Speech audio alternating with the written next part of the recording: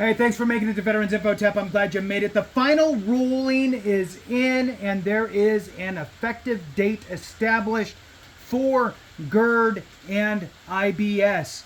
This is a very important time frame. The effective date for these changes will be May 19th, 2024. May 19th, 2024. And I'm going to go through some of this with you as kind of a reminder. We were aware that this was going to be coming. This is part of the proposed rule changes that everybody was saying, well, it's been a couple years and, it's probably not going to happen. Well, guess what? Here we are. So we are in a very pivotal point, and I want to share it with you and kind of just talk it through a little bit. So with that, please hit the thumbs up, subscribe, share with a friend, all that good stuff. I truly appreciate it. This is a department-wide kind of notification, and it says here in the summary, this document amends the Department of Veterans Affairs schedule for ratings, rating disabilities, by revising the portion of the schedule that addresses the digestive system.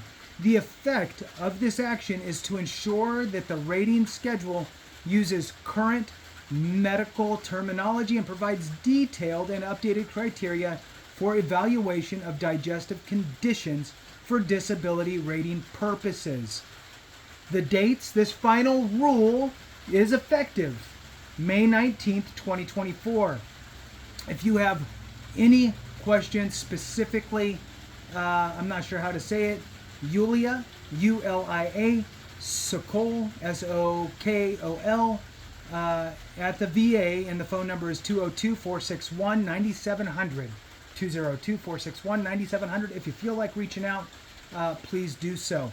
Now, here we are. The rule has not went into effect yet, but it is. So, I'm going to focus on the GERD aspect here.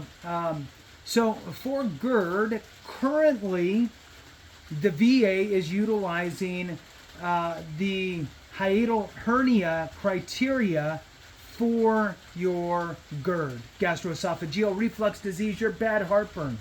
And in that current rating schedule, which is going to change on May 19th, in that current rating schedule, the maximum percentage is 60%.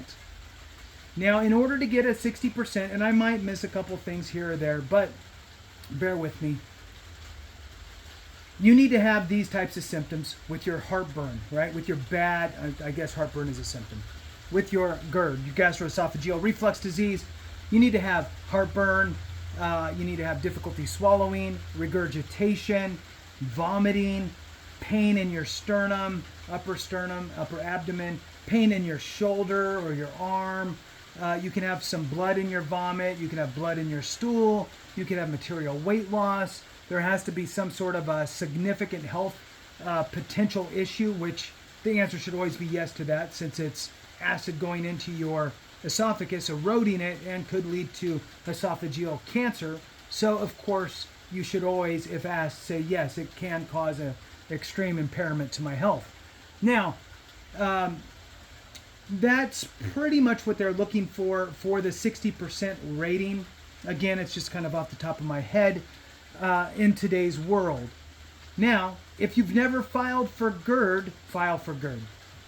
What happens is, if you file now or you have an intent to file in, what happens is the VA will then look at both rating schedules by the time, my GERD. So by the time they look at your claim for a decision, they're going to review both rating schedules, and whichever one you meet the highest criteria in is the one they're supposed to give you. So they're supposed to really be in your favor in this situation. Now, again, if you have not filed for GERD, put in your intent to file and see what happens. File your GERD, document your stuff, all of that. If you have a 30% or less rating for GERD, 30% or less, currently, you might want to put in an intent to file for just in case you meet higher criteria with the new schedule later.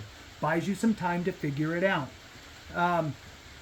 And what I want to do here is I'm going to shift over to the new criteria to read to you what's going to be happening. So again, the current rating schedule for GERD, gastroesophageal reflux disease, is utilizing the hiatal hernia criteria.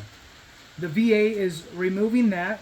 They're creating a new diagnostic code for gastroesophageal reflux disease. However, the actual rating schedule for GERD will be under esophageal stricture, and then that is what they will utilize in order to assign a rating.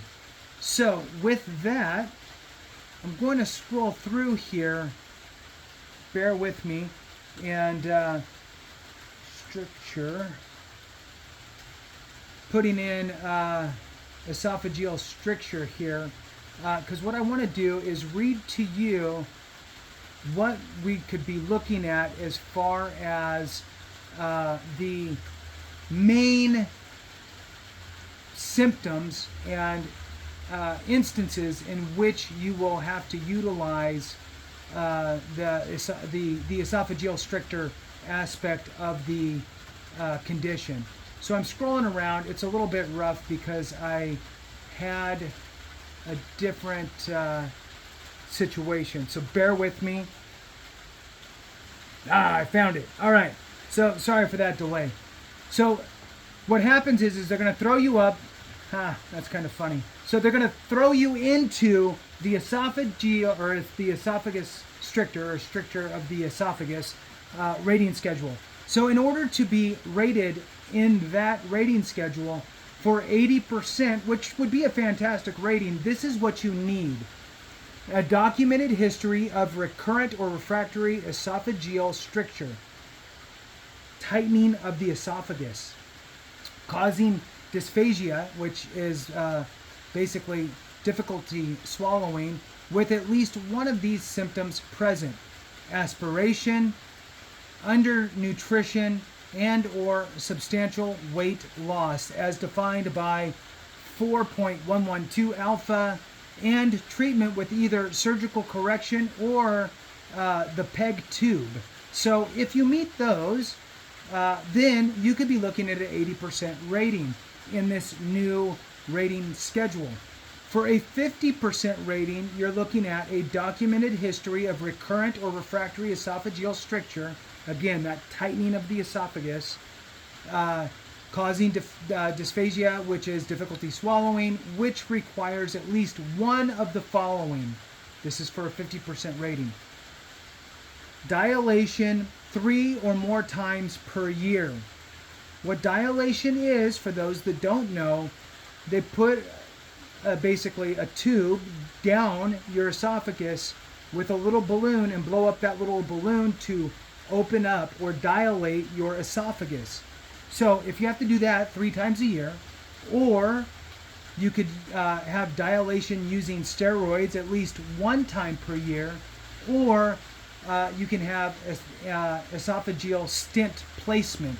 So if you have any of those going on, then you would rate at a 50%.